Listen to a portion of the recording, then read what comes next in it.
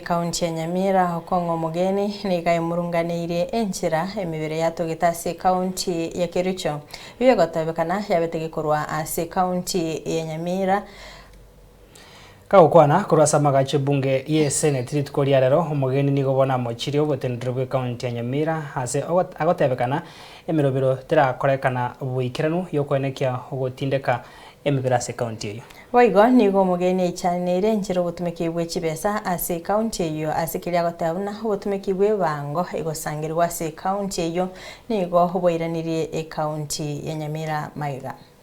My count, for example, Mr. Speaker, the county government of Nyamira, Mr. Speaker, and I want the people of Nyamira to hear this. The governor, Mr. Speaker, collected a total of 606 million shillings for facilities improvement fund, Mr. Speaker. The findings of the auditor, Mr. Speaker, are to the effect that the governor thank you, Mr. Speaker. The governor of Nyamira, Mr. Speaker, was only able to account for 549 million shillings, 78,722.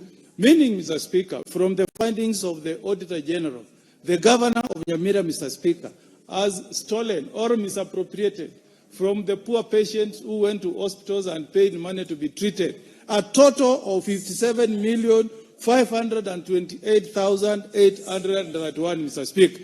And I'm urging the people of Nyamira, Mr. Speaker, to give these governors sleepless nights. They should proceed to court and sue him to refund this money. Waiting for the governor of Nyamira, Mr. Speaker, to appear before us and to tell us how he transported 33 bodies to a morgue in KERICHO, Mr. Speaker. And then when he was asked, Mr. Speaker, he tells the country that I only loaded 13 bodies. Then he says that he cannot understand how 20 others boarded. Since when did dead bodies start boarding a vehicle to take themselves to KERICHO? Did you listen, Senator of KERICHO? He said he can't understand how 20 bodies boarded a vehicle and ended up in KERICHO, in a cemetery in KERICHO, Mr. Speaker. Instead of coming to tell us, Mr. Speaker, what steps he's taking as governor of Nyamira, Mr. Speaker, to ensure that we have a cemetery.